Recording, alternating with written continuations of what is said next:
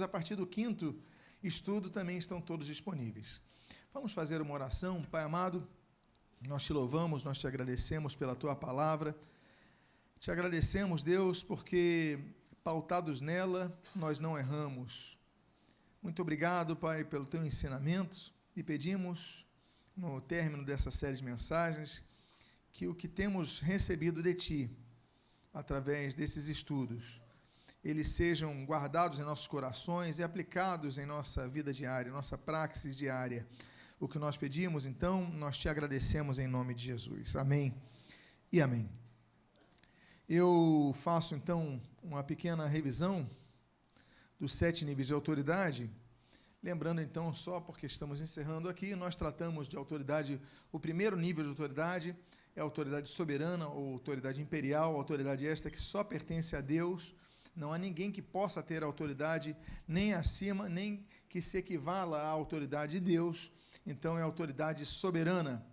A segunda autoridade é a autoridade veraz, é o extrato da vontade de Deus, registrado nas Escrituras Sagradas, na Bíblia Sagrada. Então, esse é o segundo nível dessa cadeia de autoridade, também por causa disso, por ser um texto escrito, é também denominada de autoridade constitucional. O terceiro nível de autoridade é chamado autoridade da consciência.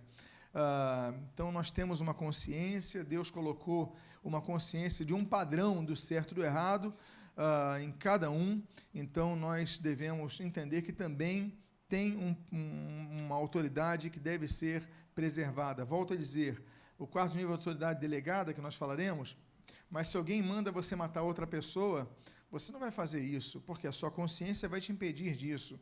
Se alguém falar, olha, você vai começar a falar sobre pedofilia, a favor de pedofilia, você vai ter, pode ser o líder religioso que for, pode ser o maior dos líderes cristãos que exista, mas você não vai obedecê-lo. Por quê? Porque tem uma consciência que está registrando esse fato. Então, nós temos o quarto nível de autoridade, que é a autoridade delegada, também chamada de autoridade representativa. Nesse tipo de autoridade, nós trabalhamos muito, lembram disso? Trabalhamos vários domingos sobre os tipos de autoridade delegada, a autoridade familiar, a autoridade acadêmica, a autoridade governamental, a autoridade, vários tipos de autoridades que são delegadas. O quinto nível de autoridade que nós tratamos foi a autoridade cultural. O sexto nível de autoridade que nós tratamos foi a autoridade funcional. E o sétimo nível de autoridade, é o nível mais elementar de autoridade, é a autoridade estatutária. Eu gosto sempre de começar com um dos textos base, e um dos textos base que eu tenho usado é o de Romanos 13, versículos 1 e 2. Todo homem esteja sujeito às autoridades superiores, porque não há autoridade que não proceda de Deus, e as autoridades que existem foram por ele instituídas, de modo que aquele que se opõe à autoridade resiste à ordenação de Deus, e os que resistem trarão sobre si mesmos condenação.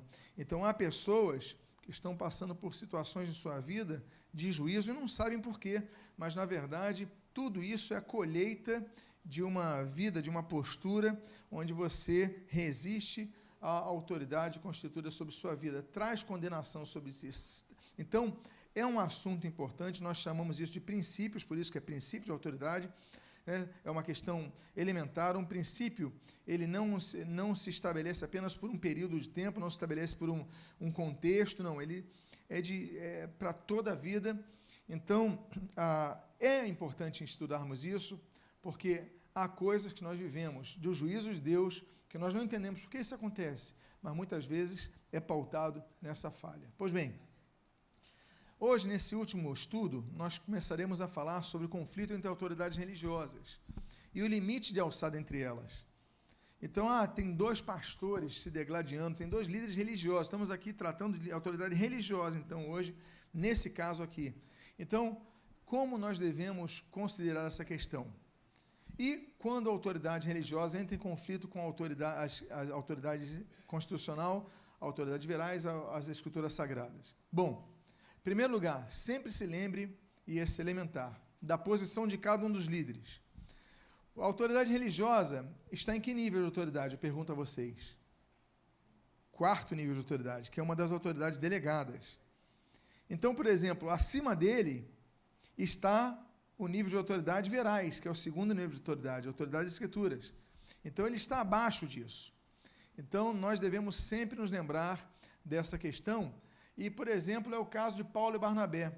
Eles estavam pregando lá em Bereia, numa cidade grega de Bereia, e, apesar deles serem apóstolos, como diz a Bíblia em Atos capítulo 14, por exemplo, diz que Paulo e Barnabé eram apóstolos. Eles eram apóstolos, eles eram autoridade na igreja, eles tinham autoridade delegada. Mas, apesar disso, quando eles pregavam, os bereanos iam abrir a Bíblia para ver se o que eles pregavam era consoante à autoridade que estava acima deles. Então, nós temos esse texto de Atos 17, 11, que diz assim: ora, estes de Bereia eram mais nobres que os de Tessalônica, pois receberam a palavra com toda avidez, examinando as Escrituras todos os dias para ver se as coisas eram de fato assim.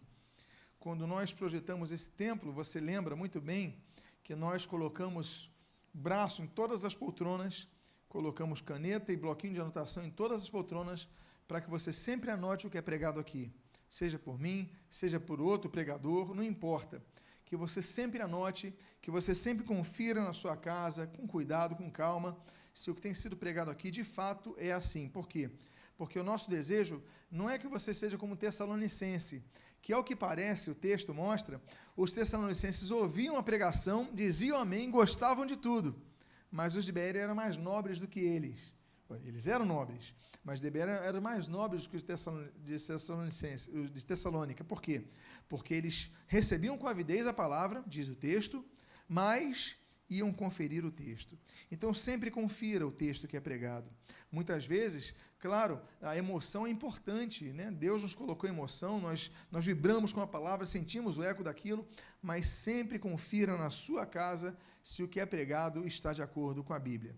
A maioria das heresias, a maioria não, todas as heresias, elas surgem por deturpações do texto da Bíblia, porque pessoas dizem amém e não conferem o que é pregado. Então, confira sempre o que é pregado. Segundo lugar, vamos lembrar que a autoridade das Escrituras Sagradas está sempre acima da autoridade humana. Eu vou dar um exemplo nessa mensagem de hoje, o exemplo de um conflito que existe entre um sumo sacerdote chamado Ananias e Paulo. Paulo era apóstolo da igreja, mas para o judaísmo ele era apenas um aprendiz de Gamaliel.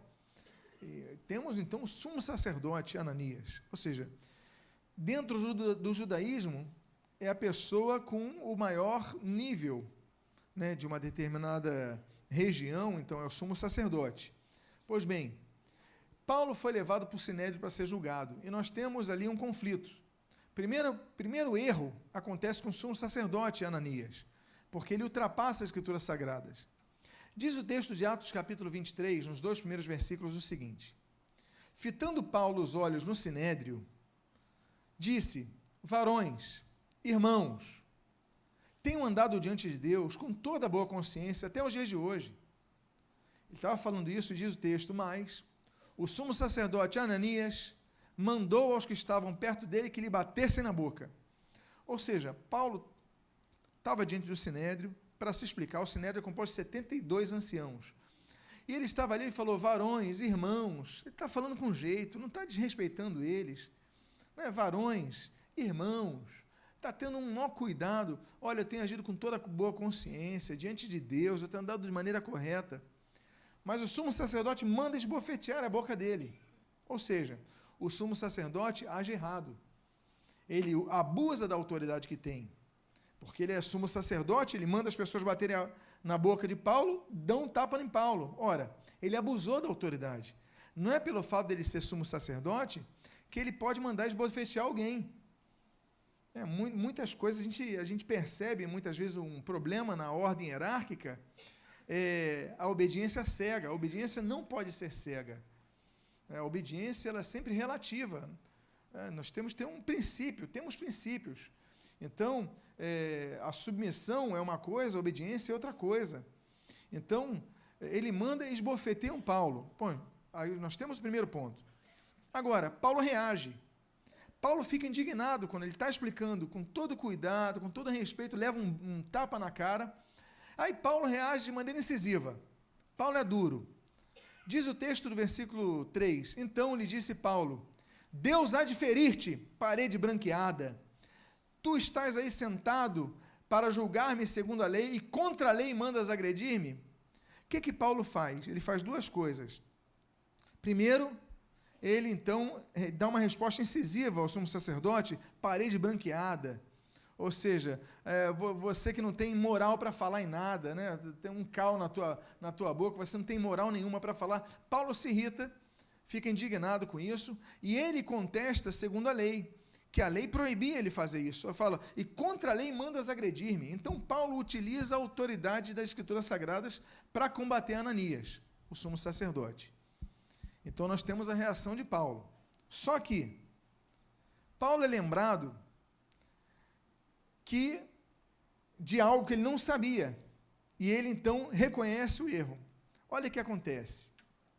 Ele é alertado, e ele alerta sobre as Escrituras Sagradas, mas ele é alertado que Ananias não era um qualquer, não era uma pessoa qualquer. Diz o texto do versículo 4, versículo 5, os que estavam ao seu lado, disseram para Paulo, estás injuriando o sumo sacerdote de Deus? Respondeu Paulo, não sabia, irmãos, que ele é sumo sacerdote, porque está escrito, não falarás mal de uma autoridade do teu povo. Olha o que acontece. Paulo, então, esse sumo sacerdote, manda esbofeteá-lo, Paulo reage, você é uma parede branqueada, você não tem autoridade nenhuma para falar contra a minha vida, você está indo contra a lei. Aí o pessoal que está do lado dele fala, mas ele é sumo sacerdote. Aí Paulo falou, opa, então me desculpe a forma como eu falei com ele. Não está justificando o erro. Mas Paulo estava dizendo o seguinte, está escrito, não falarás mal de uma autoridade do teu povo. Se esse sumo sacerdote agiu errado, ele tinha que ser repreendido, mas não da forma como foi repreendido. Tinha que haver, no mínimo, respeito ali. Não vai falar mal dele assim, não vai xingá-lo, não vai chamá-lo de parede branqueada. Vocês estão entendendo a questão? Então, Paulo recua. Ainda que tenha levado um soco, e isso foi errado, e Paulo questiona conforme a lei, ele vai citar outro texto da lei, que está em Êxodo, que fala que não pode falar do príncipe do teu povo, não pode falar da liderança. Não pode. Então ele fala, eu errei. Então me desculpe, ele fala assim, não sabia, irmãos, que ele é sumo sacerdote. Porque no Sinédrio eram 72 pessoas. E eram compostas de sacerdotes, ele não sabia que a autoridade. Então, Paulo, retroage um pouco. Ali, a demonstração do Êxodo 22, 28. Mas Paulo alerta novamente sobre a autoridade das Escrituras Sagradas acima da autoridade verais. E no caso das autoridades da própria igreja, da mesma igreja? Primeiro, a compreensão de liderança de uma igreja tem que ser clara a todos, em todas as igrejas. Na Nova Vida, na Batista, na Metodista, na Assembleia de Deus, na Presbiteriana, todas as igrejas, os membros têm que ter uma consciência exata de quem faz parte da liderança da sua igreja. Quem é o que preside, quem são os que auxiliam, a ordem de cada um ali, para que não haja conflito. Nós temos um caso muito interessante, estamos aí num período nascedouro da igreja, que é o período da chamada igreja primitiva. Jesus já não estava, Jesus já tinha voltado assunto aos céus, e aí então nós temos uma série de questões que começam a abranger as igrejas. Já havia algumas igrejas estabelecidas, claro que a mais famosa é a igreja de Jerusalém, mas havia outras, como a igreja de Antioquia, que estava muito forte, a igreja de Antioquia. Então nós vamos ver e aprender com o concílio da igreja, para que nós vejamos a questão do conflito entre autoridades.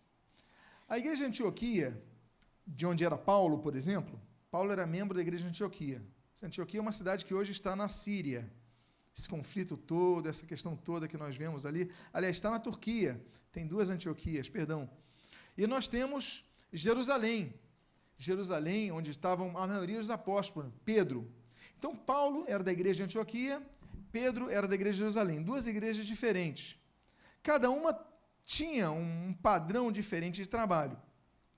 Mas surgem em cena uns cristãos chamados de judaizantes.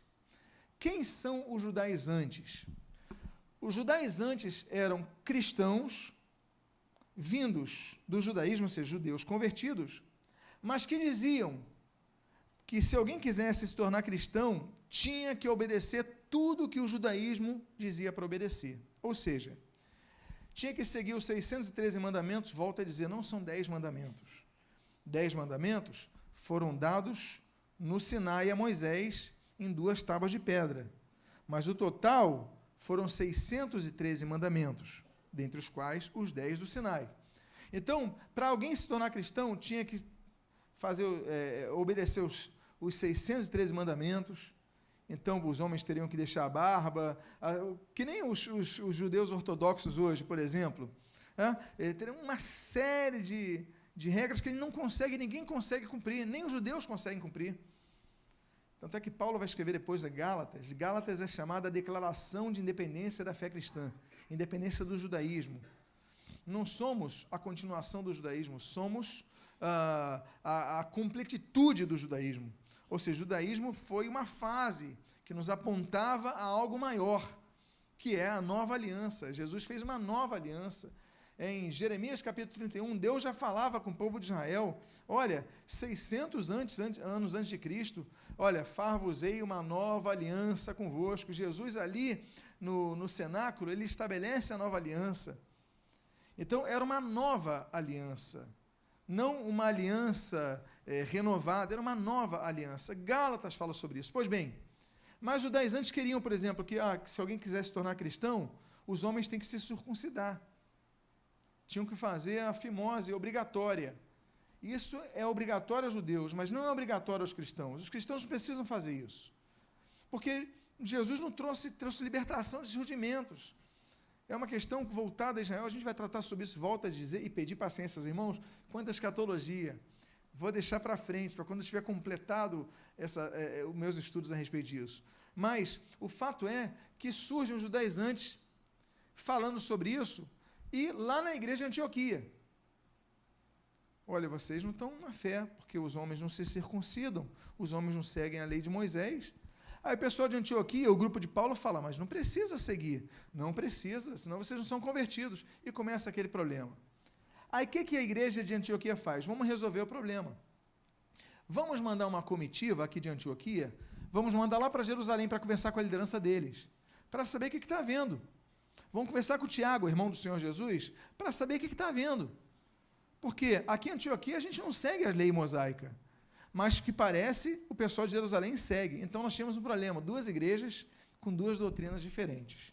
E a comitiva, nós temos ali, por exemplo, o registro de Atos 15, versículo 2, tendo havido da parte de Paulo e Barnabé, os 2 de Antioquia, contenda em não pequena discussão com eles, resolveram que esses 2 e outros dentre eles subissem a Jerusalém com os apóstolos e presbíteros com respeito a essa questão. Foi uma comitiva. Alugaram ônibus, pegaram o BRT, enfim, foram lá para Jerusalém para resolver a questão. Vamos resolver a questão de Jerusalém. Então, temos um conflito de 2 igrejas para resolver uma questão fundamental ao cristianismo. Os cristãos foram representados, basicamente, por Paulo, Barnabé e Tito, os 3 de Antioquia. Como diz Gálatas 2, 14 anos depois, subiu outra vez a Jerusalém com Barnabé, levando também a Tito. Então, ele está falando depois do período de reclusão de Paulo, o período que ele vai para a Arábia, o período que ele vai ser discipulado pelo Senhor, enfim. Já tinha 14 anos de conversão, o apóstolo Paulo, quando ele vai resolver esse problema. Então, e Paulo vai ser discipulado pela igreja de Antioquia. O que nós vemos ali? Que a igreja de Antioquia também não é uma igreja nova. Ela já tinha 14 anos de existência. Já tinha uma base fundamental, estruturada na sua doutrina. Então, eles não iam aceitar chegar às pessoas, vocês têm que se circuncidar, vocês têm que seguir a lei de Moisés, vocês têm que ser barbudos, e ser assim, ser assado. Não precisava disso. Então, eles sobem a Jerusalém para resolver a questão. O líder da igreja Jerusalemita, calma, não estou xingando ninguém, Jerusalemita é quem é originário de Jerusalém, ok? Porque Jerusalemita vem de Jerusalém, tá bom? Então, o líder da igreja Jerusalemita era Tiago. Então, ele fala assim, vamos receber essa comitiva e vamos resolver essa questão, ok. E aí o argumento foi o seguinte, visto sabermos que alguns que saíram de entre vós sem nenhuma autorização vos têm perturbado com palavras, transtornando a vossa alma. Então, o fato é que qual era o problema? essas pessoas que estavam pregando um outro evangelho, um evangelho para trás, um evangelho judaizante, para tornar a igreja cristã um novo tipo, uma seita judaica, por exemplo, eles saíram de lá sem nenhuma autorização da liderança. É como se eles falassem o seguinte: não, saísse um grupo daqui de Nova Tijuca, fosse para outra igreja, lá para o Rio Comprido, por exemplo, e falasse: olha, vocês têm que fazer assim assado. Ah, mas o pastor da igreja de Tijuca não está sabendo. Eu sei que eles foram sem nenhuma autorização. Então foi esse o problema. Parece que a liderança de Tiago não estava sendo uma liderança muito firme, porque cristãos estavam querendo impor os seus costumes a outros em nome dessa igreja. Vocês estão entendendo o que eu estou falando até agora? Estão pegando a história? Sim ou não? Então vamos lá. Como é que foi o desenvolvimento do concílio? A primeira parte foi a recepção. Versículo 4 diz assim no capítulo 15 de Atos: tendo eles chegado a Jerusalém, vocês chegaram de viagem, cansados, tomaram suco de laranja ali, né? Comeram alguma coisinha. Bom, foram bem recebidos pela igreja, pelos apóstolos e pelos presbíteros, e relataram tudo o que Deus fizera com eles. Eles começam a dar um testemunho. Olha, Deus tem feito uma obra, temos alcançado gentios, temos levado muitos para Cristo. Começaram a contar aquela recepção, aquela coisa bacana, quando chega um grupo com outro, começam a falar, não é verdade? Ah, o pessoal de Jerusalém, jogamos uma bola ontem, ganhamos de 3-2, foi emocionante e tudo mais. Começaram a conversar sobre esses assuntos, enfim, aquela comunhão maravilhosa. Mas só que o grupo dos judaizantes, eles reagem, eles não querem saber de conversa nem de amenidades. Eles já estavam aguardando na defensiva o grupo de Antioquia chegar. E nós temos dois relatos, um de Atos, um de Gálatas. O de Atos 15:5 diz assim: insurgiram-se, entretanto, alguns da seita dos fariseus que haviam crido, dizendo: é necessário circuncidá-los e determinar-lhes que observem a lei de Moisés. Esse é o primeiro relato. Olha, não tem jeito. Paulo, para de falar, a gente não quer saber dos 3-2, não quer saber do futebol de vocês, não quer saber de nada. O importa, vamos ao assunto. Vocês não estão circuncidando os homens da igreja de vocês. E não estão obedecendo os mandamentos da lei de Moisés, os 613 mandamentos da lei de Moisés. Então, vocês estão agindo errado. O segundo relato que nós temos é o de Gálatas 2, do 4 ao 5. Diz assim: e olha a palavra dura de Paulo, olha como Paulo é incisivo: falsos irmãos, que se intrometeram com o fim de espreitar a nossa liberdade, que temos em Cristo Jesus, e reduzir-nos à escravidão. Olha que palavra dura de Paulo. Aos quais nem ainda por uma hora nos submetemos, mas para que a verdade do Evangelho permanecesse entre vós. Paulo é duro quando escreve aos Gálatas, porque ele está se lembrando daquele episódio lá em Jerusalém. Ele fala, olha, eles querem... são falsos irmãos, não são irmãos de verdade. Eles querem reduzir a escravidão da lei mosaica. É por isso que eu digo, a carta de Gálatas, se você quer fazer é uma carta que você lê em 15 minutos. Coloca 20 no máximo. Em 15 você vai pegar um metrô, tu vai ler a carta de Gálatas várias vezes. Gálatas é a tradução da nossa liberdade em Cristo.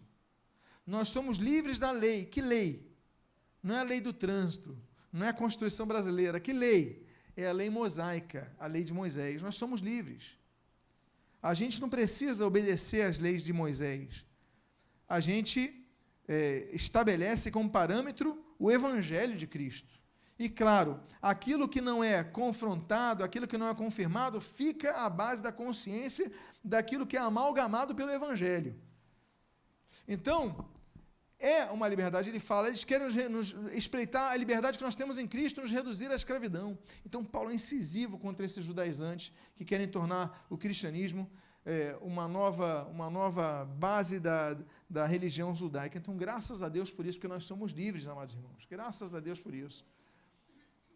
Até a questão do templo, de adorar a Deus, nós não podemos ter aqui, teremos que ir a Jerusalém, como os muçulmanos hoje vão a Meca, essas leis. Então, nós somos livres. Jesus falou, importa que vocês adorem Espírito e verdade, não é nesse monte, não é naquele monte, é onde vocês estiverem. Você pode estar na ilha deserta lá, sozinho, com uma bola chamada Wilson, ali sozinho, e você adorar a Deus. Não importa isso. Então, Jesus, ele ele coloca um novo conceito, nós seguimos o cristianismo. Então, quando esses judaizantes, eles interrompem Paulo, tipo assim, ó, para de falar bobagem, não queremos saber do testemunho de Jeová, vocês têm que se circuncidar e seguir a lei de Moisés, Paulo reage. Paulo é reativo. E ele discursa, e ele começa a discutir. E o discurso dele é o seguinte, o discurso dele é o seguinte, Gálatas 2, de 2 a 5, diz assim, lhes expus o evangelho que prego entre os gentios. Contudo, nem mesmo Tito, que estava comigo, sendo grego, foi constrangido a circuncidar-se. Então, Tito não era circuncidado.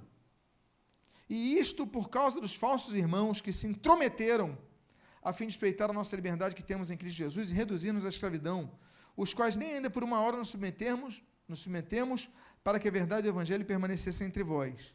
Viram que o evangelho da incircuncisão me fora confiado. Ou seja, Paulo reage, olha, é o negócio seguinte, o Tito que está do meu lado aqui, é liderança da igreja, é homem de Deus, ele não precisou passar por uma cirurgia para que ele pudesse ser convertido, não. Ele não é circuncidado. E ele é crente, ele é salvo. A gente não precisa desses rudimentos para mostrar que nós somos crentes. Nós gostamos de rudimentos. A verdade é essa, nós gostamos de criar leis, gostamos de criar regras. Às vezes a gente passa assim, o maior calor de 40 graus, as pessoas com os trajes, meu Deus, já passou dessa época, gente. Aí umas mulheres com umas vestes, às vezes você vê com a camisa comprida, a saia arrastando lá embaixo, o coque, sem maquiagem nenhuma e tudo mais, uns padrões que não são bíblicos, nós somos livres. Jesus nos libertou disso. Claro, tem decência, tem que haver decência, não é coisa também, não é nem 8 nem 80, mas dentro do padrão de decência, poxa, não precisa, as pessoas com aqueles rudimentos, aquelas leis, nós gostamos de criar leis. Eu volto a dizer, tem muita lei que é criada por abuso de autoridade de muitos pastores. Você não pode fazer isso, não pode fazer aquilo. Aí fica uma coisa, nós temos liberdades, tem bom senso, vamos às Escrituras Sagradas. Então, Paulo fala sobre isso, Paulo reage contra eles, e aí, o presbitério da igreja de Jerusalém começa a avaliar as teses de Paulo. Fala, olha, nós ouvimos os judaizantes, nós ouvimos Paulo, agora nós, liderança da igreja de Jerusalém, vamos aqui nos reunir para definir sobre isso. E aí se reuniram para avaliar essa questão. Diz o texto, versículo 6 de Atos 15, então se reuniram os apóstolos e os presbíteros de Jerusalém, no caso, para examinar a questão. Então vamos avaliar. Temos os dois argumentos, vamos avaliar. Só que aí surge o inesperado. Surge em cena o que ninguém esperava, Pedro. Ora, Pedro era um homem respeitadíssimo na igreja de Jerusalém. Pedro era um homem que tinha uma base histórica, um dos discípulos mais ativos do ministério de Jesus. Pedro vai falar, ora, se é o Joãozinho não, que também tinha o apóstolo João, se é o Alfredinho, se é o Lutero, se é o Josimar, se é a Luciana, o pessoal, deixa ele falar, mas Pedro falar, Pedro falou, vamos ouvir, né, o que ele tem a dizer, e fica um momento de tensão. Por quê? Porque Pedro teve um conflito muito grande com Paulo em relação aos judaizantes pela hipocrisia de Pedro. Que Pedro falava contra os gentios não seguirem as leis nas costas de Paulo, na frente dele, falava, não, tudo bem, está tudo certinho, e Pedro chama ele de hipócrita. Então, Pedro vai falar, momento de tensão, ele vai defender os judaizantes, só que, surpreendentemente, Pedro traz uma palavra e diz, olha, não tem necessidade nenhuma de seguir os preceitos judaicos no cristianismo, apesar de algumas igrejas estarem fazendo voltar os preceitos judaicos. Tem igreja que abre o culto tocando shofar, tem igreja que está começando a usar as práticas judaicas no templo, nos cultos cristãos, não é verdade? Vocês já viram isso? Tem uma moda por aí. Pois bem, mas Pedro fala, isso é desnecessário. Então nós temos esse texto, deixa eu voltar aqui, de Atos 15, de 7 a 11. Havendo grande debate, então eles começaram a debater. Pedro tomou a palavra e lhes disse: irmãos, Pedro falou, peraí, fica silêncio aí. Irmãos, vós sabeis que, desde há muito, Deus me escolheu dentre vós para que, por meu intermédio, ouvisse os gentios a palavra do evangelho e crescem. Falou com autoridade, porque ele tinha feito isso. Lembra a questão de Cornélio? Ora, Deus que conhece os corações, lhes deu testemunho, lhes deu aos gentios, lhes deu testemunho, concedendo o Espírito Santo a eles, aos gentios, como também a nós, os judeus, nos concedera. E não estabeleceu distinção alguma entre nós e eles, entre os judeus e os não-judeus, purificando-os pela fé o coração. Agora, pois, por que tentais a Deus, pondo sobre a cerviz dos discípulos um jugo que nem nossos pais puderam suportar, nem nós? Mas cremos que fomos salvos pela graça do Senhor Jesus, como também aqueles o foram. Pedro, me permita uma expressão popular? Arrebentou. Pedro foi espetacular. Ele falou: meus irmãos, o negócio é o seguinte, o Espírito Santo não está só com os judeus, não, está com os não-judeus. Deus tem feito obra sobre eles, tem sido usado, estão sendo salvos. A gente não vai impor os critérios do judaísmo para eles, que não precisam. Foi pesado para nossos pais, é pesado para a gente também. Então, deixa eles, não precisam disso. Olha, se eu estivesse lá, eu ia levantar e ia aplaudir. Eu ia fazer assim, uhul! Eu ia vibrar com Pedro, porque nessa daqui ele mandou muito bem. Aí a igreja fica impactada. O surpreendente discurso de Pedro leva uma reação. Qual é a reação? E toda a multidão silenciou. Eu fico imaginando, a pessoa ficou de queixo caído, boca aberta assim. O que eu vou fazer agora? Os judaizantes, eu creio eu, que tinham por base, tipo assim, não, Pedro vai apoiar a gente. Pedro falou, todos se calaram, depois Pedro termina e toda a multidão silenciou. Tipo, o que eu vou falar agora? Pedro, que era uma base, falou que não é preciso. Então, todo mundo ficou quietinho. Aí, Barnabé e Paulo começam a contar testemunho para amenizar um pouco o clima. A coisa ficou muito interessante. Começa a falar dos milagres que aconteceram. Olha, toda a multidão silenciou, passando a ouvir, agora começaram a ouvir. Lembra que interrompiam Paulo? Agora passaram a ouvir, passando a ouvir a Barnabé e Paulo, que contavam quanto aos sinais e prodígios que Deus fizera por meio dele entre os gentios. Então, a grande questão é, gentios são os não-judeus. Somos a maioria de nós aqui. Então, ficou-se aquilo ali, olha, Deus tem feito maravilhas entre os gentios, o Espírito Santo está sobre os gentios, está usando os gentios, nós temos pregado os gentios, está vendo convertão. Então, foi uma bênção essa palavra de Pedro. E aí, no final de tudo, a decisão do Conselho de Jerusalém. Volto a dizer, não era um problema da igreja de Antioquia. A igreja de Antioquia não tinha problema em relação, já tinha as questões definidas. A igreja de Antioquia era bem resolvida quanto a isso. Pregava entre os gentios, a liderança era gentil. Você vê, Tito não foi circuncidado e era líder na igreja. O problema estava a igreja de Jerusalém. Então você vê que nessa hora uma igreja filha, uma igreja que não é a sede de Jerusalém e tudo mais, é uma outra igreja de outra região, vai dar uma aula, e a liderança é humilde, porque a liderança vai se reunir e o líder vai decidir. Eles tinham um que presidia, que era o Tiago. Então, o líder da igreja, Tiago, de Jerusalém, Tiago, após citar as escrituras em Amós 9 e Jeremias 12, encerrou o discurso a apresentar sua decisão final sobre o assunto. Qual é a decisão final sobre o assunto? Depois que eles terminaram, falou Tiago dizendo, irmãos, atentai nas minhas palavras, pelo que julgo eu. E ali ele coloca os critérios que permanecem sobre a igreja. A questão das relações sexuais ilícitas permanece sobre a igreja. A relação da idolatria, proibição, permanece sobre a igreja. E a questão de comer comidas com sangue permanece sobre a igreja.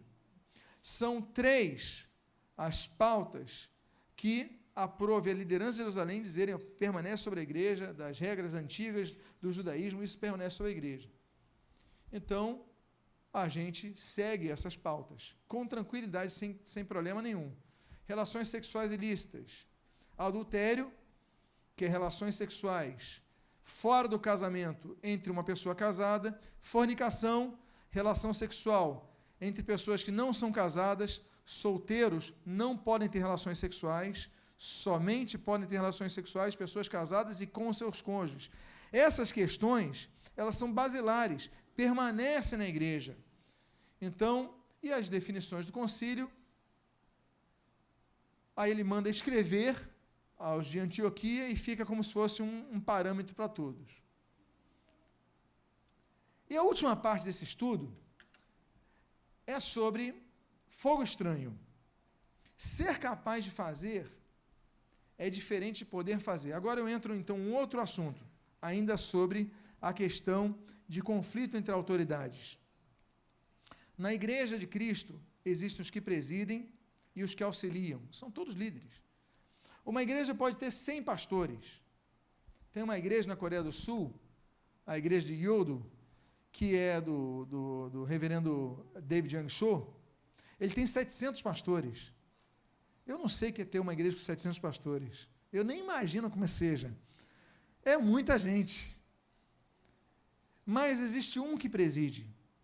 Existem pastores de rede, pastores de setores, pastores dos casais, pastores dos jovens, pastores dos músicos, pastores das crianças. Existem vários tipos de pessoas que se responsabilizam por aquelas almas. Mas existe uma cadeia de comando.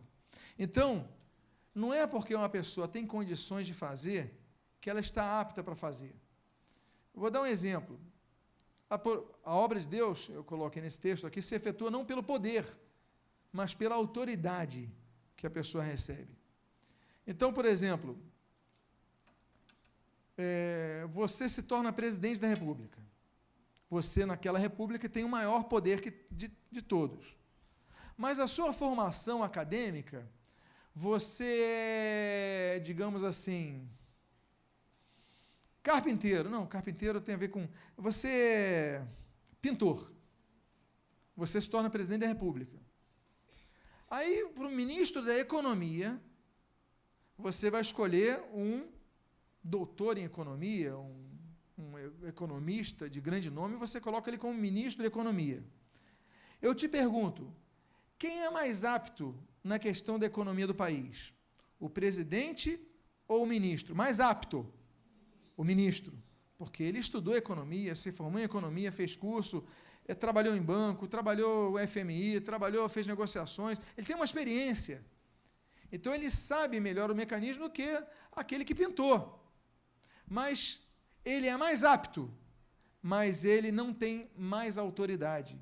Quem tem mais autoridade para tomar as decisões naquele país? O presidente. Estou dando um exemplo que é um exemplo que todo mundo conhece. Na obra de Deus é a mesma coisa. Não é porque o pastor presidente é menos apto que o outro. O irmãozinho profetiza, fala em línguas, flutua, e o pastor presidente não. Uma coisa são os dons que Deus dá, outra coisa é a autoridade a quem Deus delega. Você está entendendo o que eu estou dizendo, então? Então, nós temos sempre que ter isso na nossa cabeça, porque não são os mais aptos. Vou dar um exemplo no Exército, por exemplo. Nós temos o comandante, mas tem um sniper, que o cara atira a 200 metros e acerta no meio do caroço da maçã. O homem é muito bom, mas quem vai mandar ali no exército vai ser o general, por exemplo. Então, não é por ter mais poder, mais capacidade, mas nós temos que entender, as cadeias de comando são quem está com autoridade. E assim é a obra de Deus. Nós temos um caso, por exemplo, que é um caso muito interessante, de sacerdotes sem submissão. O caso de Nadab e Abiú. Eles tomam decisões fora de sua alçada. Eu encerro com isso, eu sei que estou caminhando nosso tempo. Então, Levítico 10, de 1 a 2, nós temos assim: Nadab e Abiú, filhos de Arão, tomaram cada um o seu incensário, e puseram neles fogo, e sobre este incenso, e trouxeram fogo estranho perante a face do Senhor, o que não lhes ordenara. Então saiu fogo de diante do Senhor e os consumiu, e morreram perante o Senhor. Ora, esses dois irmãos eram sacerdotes. Então, eles sabiam o que deviam fazer. Mas por que Deus os consumiu? Porque, apesar de saberem o que tinham que fazer, eles não tinham alçada para fazer, não tinham autoridade para fazer. Eles ultrapassaram a autoridade do próprio pai deles, Arão, que era o sumo sacerdote. Então, eu sei que não vou me adiantar mais no tempo, porque estamos nesse encerramento, mas eles se preocuparam em fazer porque sabiam que podiam fazer, mas eles não deviam saber. Então, princípio de autoridade, que eu começo a encerrar aqui, e Deus diz que considerou o sacrifício que foi dado, porque Deus não se preocupa tanto com o sacrifício oferecido, mas quanto com a autoridade, a manutenção da autoridade que delega. Por isso que aquele fogo passou a ser fogo estranho. Estamos encerrando uma série de 13 mensagens sobre princípio de autoridade. Você vê que nós podíamos falar mais sobre esse assunto. É um assunto extenso, mas é um assunto basilar. Nós muitas vezes erramos tendo a melhor das intenções, mas nós erramos. E nós não podemos errar, nós devemos evitar o erro. A Bíblia diz que nós devemos ser perfeitos, sede perfeitos. Ora, a perfeição ela é impossível de ser alcançada, mas o termo grego, né, sede perfeitos, no sentido de sede completos, ou seja, procurarmos dar o mínimo de bestas possíveis, buscando essa perfeição, essa completitude. Nós devemos, então, entender sempre, nunca nos esquecermos dos níveis de autoridade. Volto a dizer, aqui na igreja, vocês têm uma liderança, mas acima dessa liderança, vocês têm em suas mãos uma autoridade maior. Primeiro, a autoridade da consciência. Se eu sou pastor na igreja, sou presidente dessa igreja. Se eu mandar você pular da ponte, a sua consciência vai dizer, não, isso é um absurdo, não vou fazer isso. Então, você tem que me desobedecer. Por quê? Eu estou abusando de minha autoridade. E eu estou abaixo da autoridade da sua consciência. Segundo, acima disso, não vou jogar da ponte, por quê? Porque acima da minha consciência também está a autoridade da Bíblia, a autoridade veraz. Então, eu também não posso obedecer por causa disso. Então, na verdade, não é que você está desobedecendo o líder e por causa disso pecando, não. É porque você está obedecendo a autoridade que está acima do líder. Então, o que para muitos é desobediência, na prática é obediência. Você está entendendo? Por que eu falei que a obediência ela é relativa? A submissão é uma coisa, é absoluta, mas a obediência é relativa. Por quê? Porque você sempre tem que medir os níveis de autoridade que estão acima de nossas vidas. Que Deus abençoe sua vida. Obrigado por ter paciência em participar desses cultos, mas eu tenho certeza que em algo você foi abençoado, não por causa do pregador, que é a parte fraca de tudo isso, mas por causa da palavra de Deus que foi pregada aqui. Amém, queridos? Vamos ficar de pé, vamos agradecer ao Senhor Jesus. Louvado seja o Senhor. Pai amado, nós te louvamos, nós te agradecemos por esta série de mensagens, que tenho certeza abençoaram nossas vidas, e te pedimos, Deus, continua falando conosco, abençoando-nos, para que nós possamos cumprir a Tua vontade em nossas vidas. Abençoa a nova série que há de ser preparada, que seja também edificante. E pedimos a Tua graça sobre nós, para que não erremos, que sempre nos lembremos dos níveis de autoridade, para que não erremos contra Ti. O que nós pedimos, Deus, nós fazemos agradecidos em nome de Jesus. Amém e amém. Antes de você sentar,